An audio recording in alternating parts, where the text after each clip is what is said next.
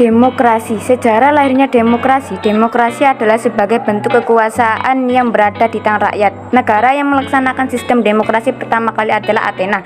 Demokrasi yang diterapkan di Yunani kuno adalah sistem demokrasi langsung. Demokrasi langsung seperti yang terdapat di Yunani merupakan bentuk demokrasi di mana semua warga negara ikut serta secara langsung dan aktif dalam pengembalian keputusan pemerintahan. Perkembangan demokrasi. Demokrasi mengalami proses perkembangan yang luas sampai pelosok benua Eropa, Amerika, terutama Inggris.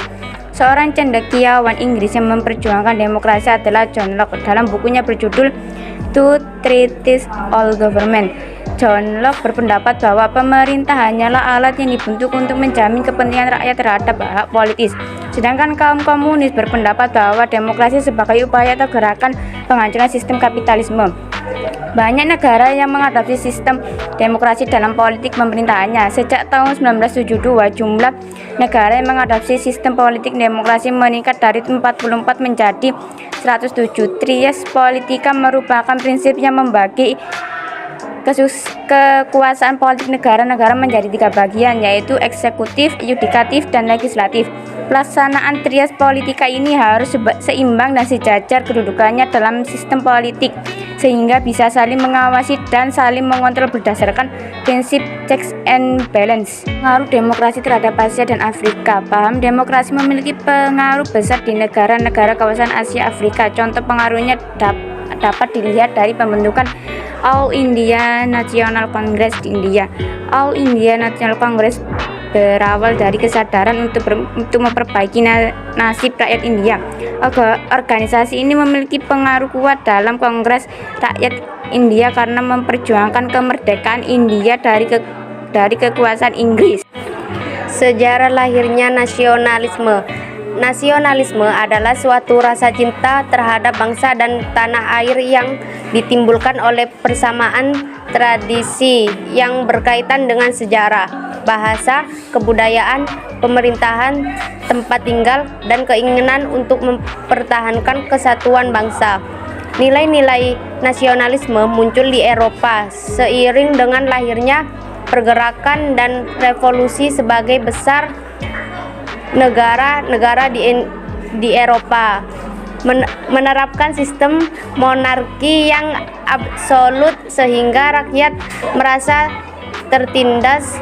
Kesadaran nasionalisme mendorong suatu gerakan untuk melepaskan diri dari berbagai untuk penjajahan yang menindas rakyat. Hanya dalam 25 tahun pasca Perang Dunia II ada sekitar 66 negara bangsa yang merdeka. Indonesia termasuk salah satu dari negara yang merdeka pasca Perang Dunia II. Perkembangan nasionalisme. Perkembangan nasionalisme politik bertujuan untuk menghapus dominasi politik kaum imperialis dan menentang segala untuk penjajahan atau kolonialisme. Dalam aspek sosial ekonomi, perkembangan nasionalisme lebih bertuju pada penghapusan sistem eksploitasi ekonomi sehingga tidak terdapat kesenjangan sosial dalam masyarakat. Bangsa-bangsa di Asia Afrika mulai mengobarkan semangat nasionalisme sebagai reaksi terhadap kolonialisme dan imperialisme bangsa-bangsa barat atau wilayah Asia Afrika. Gerakan nasionalisme Asia Afrika bertujuan untuk menghancurkan pemerintah kolonial barat, menghentikan eksploitasi terhadap bidang perekonomian serta membangun negara nasional yang demokratis. Pengaruh nasionalisme terhadap Asia dan Afrika. Adanya rasa ingin masyarakat Asia Afrika untuk hidup bebas di negaranya sendiri, dan karena adanya nasionalisme di Asia Afrika dapat menumbuhkan semangat rakyat Indonesia untuk merdeka. Sejarah lahirnya liberalisme. Liberalisme adalah suatu paham yang menghendaki adanya kebebasan individu dalam segala bidang. Menurut paham ini titik pusat dalam hidup ini adalah individu. Setiap individu harus memiliki kebebasan, kemerdekaan, seperti dalam bidang politik, ekonomi, dan agama. Tujuan gerakan ini adalah untuk mendapatkan kebebasan berpolitik, berusaha, dan beragama. Liberalisme pertama kali dikembangkan oleh kaum borjuis di Prancis pada abad ke-18. Munculnya liberalisme merupakan reaksi protes terhadap pemerintahan yang absolut. B. Perkembangan liberalisme. Paham liberalisme dimulai pada masa Renaissance yang memperjuangkan kebebasan manusia. Paham liberalisme mulai mencuat kembali dan banyak digunakan sebagai landasan dalam beberapa revolusi besar dunia seperti Revolusi Inggris, Revolusi Amerika, dan Revolusi Prancis. Pada hakikatnya, paham liberalisme ini muncul karena reaksi terhadap penindasan yang dilakukan oleh kaum bangsawan dan kaum agama di zaman absolute monarsia. C. Pengaruh liberalisme terhadap Asia dan Afrika. 1. Menjadikan Asia dan Afrika memiliki kebebasan dalam melakukan perdagangan internasional karena bersifat sekuler tanpa dihalangi oleh pihak pemerintahan negara. 2. Dalam hal ekonomi, Asia dan Afrika mulai mengembangkan barang industri dengan mencontoh bangsa penjajah terdahulu dari Eropa. 3. Asia dan Afrika menjadi negara berkembang dan berupaya menjadi negara maju. Sejarah lahirnya sosialisme. Sosialisme merupakan sebuah paham yang bertujuan untuk mendirikan negara sosialis dengan cara pemerataan sosial dan kesejahteraan rakyat, serta membatasi hak milik perseorangan. Sosialisme muncul sebagai reaksi terhadap kondisi rakyat kelas menengah ke bawah yang begitu memprihatinkan. Kondisi buruk juga dialami oleh kaum pekerja atau buruh yang bekerja di pabrik-pabrik maupun pusat-pusat industri. Beberapa tokoh yang berperan penting dalam perkembangan sosialisme antara lain Robert Owen, St. Simon Fourier, dan Louis Blanc. Setelah itu baru muncul tokoh-tokoh seperti Karl Marx, Proudhon, Engels, dan Bakunin.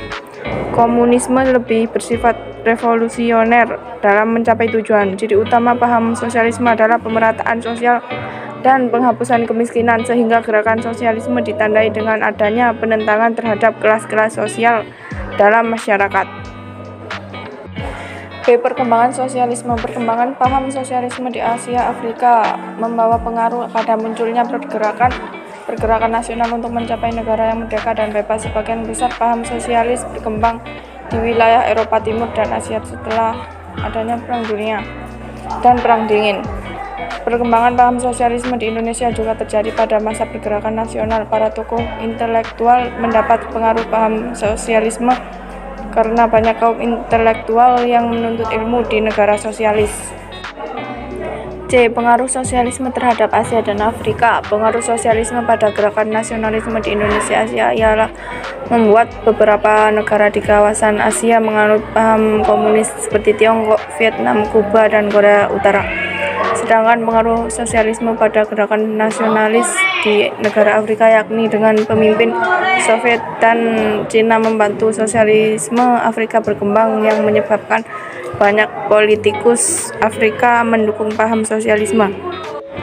Sejarah lahirnya Pan-Islamisme berasal dari gagasan Jamaluddin Al-Afghani, namun sebelumnya ide ini pernah disampaikan oleh Al-Tatawi, seorang tokoh pembaharu Islam yang berasal dari Mesir. Pemikiran Jamaluddin Al-Afghani tentang gagasan Pan-Islamisme sangat erat kaitannya dengan kondisi pada awal abad ke-20. Jamaluddin melihat bahwa untuk pengembangan kekuasaan ini termasuk dalam penjajahan yang harus dilawan dengan cara bersatunya negara-negara Islam menjadi satu kekuatan besar. Upaya penyatuan negara-negara Islam disebut Pan-Islamisme. Pan-Islamisme memberi inspirasi bagi negara-negara Islam untuk mengadakan gerakan nasional dalam melawan penjajahan. Perkembangan pan-Islamisme. Bukti perkembangan paham ini adalah terbentuknya Liga Dunia Islam pada tahun 1962. Banyak negara yang bergabung Liga Dunia Islam. Paham pan-Islamisme mendorong berkembangnya organisasi Islam di Indonesia, diantaranya organisasi Sarekat Islam, Muhammadiyah, Nahdlatul Ulama, dan lain-lain. Pengaruh pan-Islamisme terhadap Asia dan Afrika. Paham pan-Islamisme yang dikembangkan oleh Jamaluddin Al-Afghani sangat berpengaruh bagi para tokoh-tokoh besar negara Islam seperti Syed Qutb Abdul Ala Maududi dan Ayatullah Khomeini. Paham pan-Islamisme merupakan sebuah cita-cita dari prinsip Islam mengenai pentingnya persatuan umat Islam.